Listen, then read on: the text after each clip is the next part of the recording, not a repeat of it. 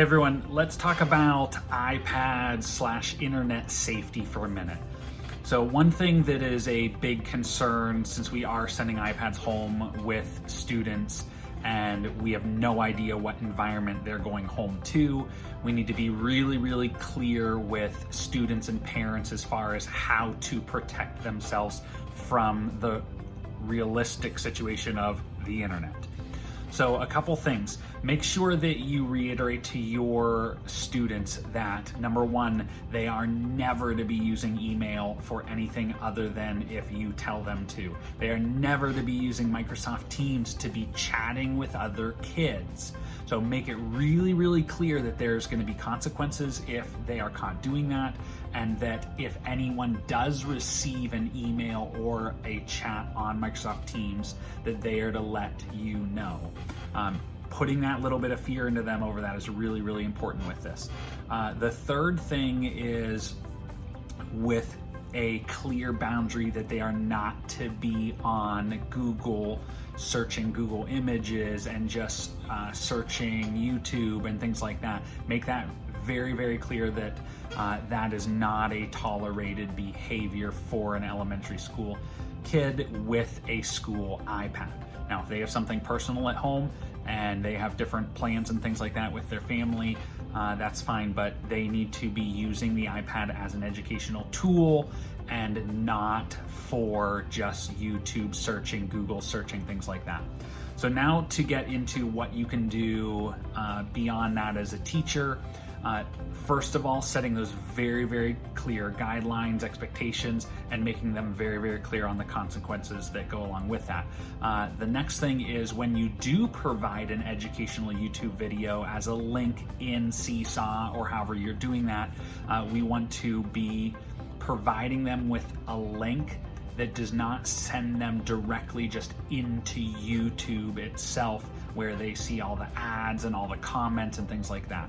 So check out this video, and it's really quick, showing you one little thing you can do to the YouTube web address to make it so when the kids click on that link, it opens up full screen and they just see that video alone. And then when the video's done, direct them to just double click their home screen, swipe out of it, and go right back to Seesaw.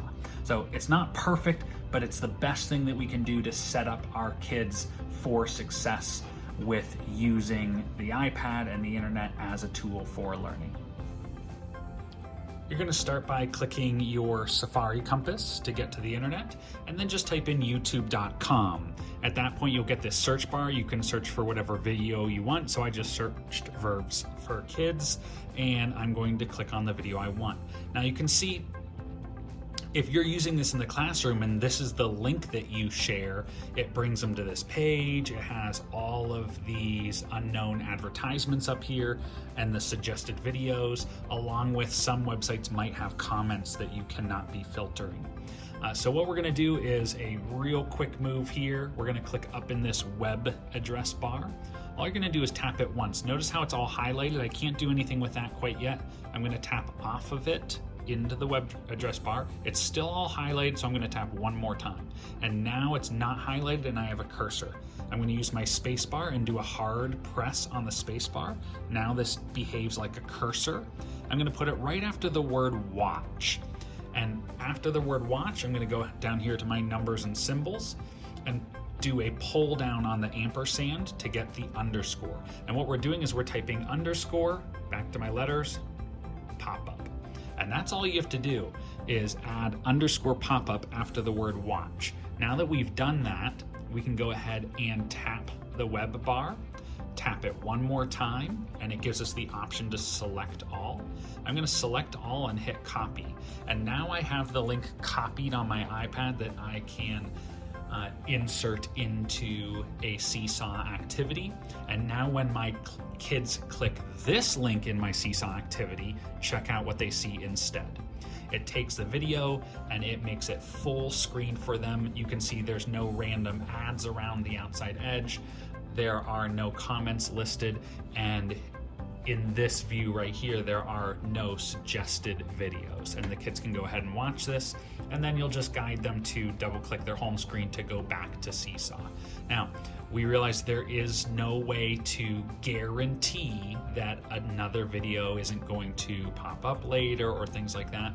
We just have to do the best we can to educate kids on closing out of windows and letting adults know if something pops up that they identify as inappropriate to them. So, but this should be a good fix to do the best we can to prevent those kinds of things.